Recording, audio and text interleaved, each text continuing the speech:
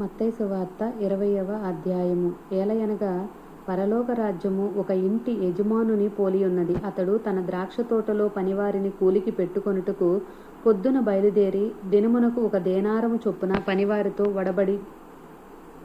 వడబడి తన ద్రాక్ష తోటలోనికి వారిని పంపెను.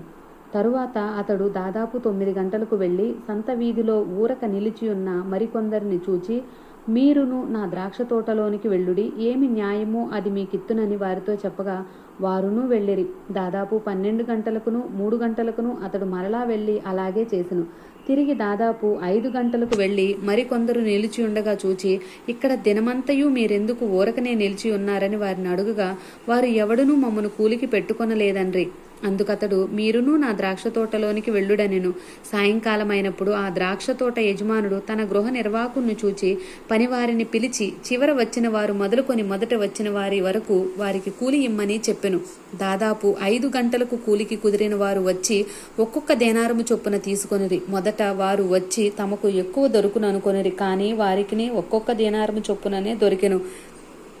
వారిది తీసుకొని చివర వచ్చిన మీరు 1 గంట మాత్రమే పనిచేసినను పగలంతయు కష్టపడి ఎండ బాధ సహించిన మాతో వారిని సమానము చేసితివే అని ఆ ఇంటి యజమాని మీద సణుగుకొనిరి.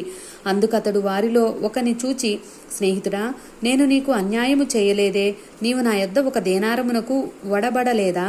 నీ సొమ్ము నీవు తీసుకుని పొమ్ము, నీకిచ్చినట్టే కడపటి వచ్చిన వారికిచ్చుటకును నాకిష్టమైనది. నా ఇష్టము వచ్చినట్టు నా సొంత సొమ్ముతో చేయుట న్యాయము కాదా? నేను మంచివాడినైనందుకు నీకు కడుపు మంటగా ఉన్నదా అని చెప్పెను. ఈ ప్రకారమే కడపటి వారు మొదటివారగుదురు, మొదటివారు కడపటి వారగుదురు.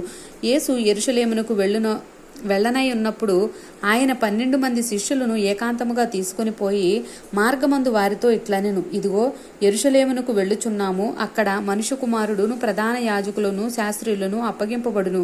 వారాయనకు మరణశిక్ష విధించి ఆయనను అపహసించుటకు, కొరడాలతో కొట్టుటకును, సిలువ వేయుటకును అన్యజనులకు ఆయన్ను అప్పగింతురు. 3వ దినమున ఆయన మరలా లేచును. అప్పుడు జెబెదయి కుమారుల తల్లి తన కుమారులతో ఆయన యొద్దకు వచ్చి నమస్కారము చేసి ఒక మనవి చేయబోగా, నీవేమి కోరుచున్నావని ఆయన అడిగెను. అందుకామె, నీ రాజ్యమందు ఈ నా 2 కుమారులు ఒకడు నీ కుడి వైపునను ఒకడు నీ ఎడమ వైపునను కూర్చుండ సెలవిమ్మని ఆయనతో అనెను. అందుకు యేసు, మీరేమి అడుగుచున్నారో అది మీకు తెలియదు. నేను త్రాగబోవు గిన్నెలోనిది మీరు త్రాగగలరా అని అడుగగా వారు త్రాగగలమనిరి. ఆయన, మీరు నా గిన్నెలోనిది త్రాగుదురు, కానీ నా కుడి వైపునను నా ఎడమ వైపునను కూర్చుండనిచ్చుట నా వశమున లేదు. నా తండ్రి చేత ఎవరికి సిద్ధపరచబడినో వారికే అది దొరుకునని చెప్పెను. తక్కిన 10 మంది శిష్యులు ఈ మాట విని ఆ 2 సహోదరుల మీద కోపపడిరి. కనుక యేసు తన యొద్దకు వారిని పిలిచి, అన్యజనుల్లో అధికారులు వారి మీద ప్రభుత్వము చేయుదురనియు వారిలో గొప్పవారు వారి మీద అధికారము చేయుదురనియు మీకు తెలియను. మీలో అలాగుండకూడదు. మీలో ఎవడు గొప్పవాడై ఉండకోరునో వాడు మీ పరిచారకుడై ఉండవలెను. మీలో ఎవడు ముఖ్యుడై ఉండగోరునో వాడు మీ దాసుడై ఉండవలెను. అలాగే మనుష్య కుమారుడు పరిచారము చేయించుకొనుటకు రాలేదు, కానీ పరిచారము చేయుటకును అనేకులకు ప్రతిగా విమోచన క్రయధనముగా తన ప్రాణమును నిచ్చుటకును వచ్చెనని చెప్పెను.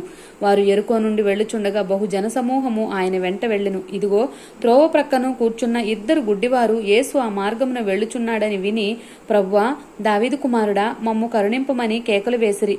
ఓరకుండుడని జనులు వారిని గద్దించిరి. కానీ వారు, ప్రభువా, దావీదు కుమారుడా, మమ్ము కరుణింపమని మరి బిగ్గరగా కేక వేసిరి.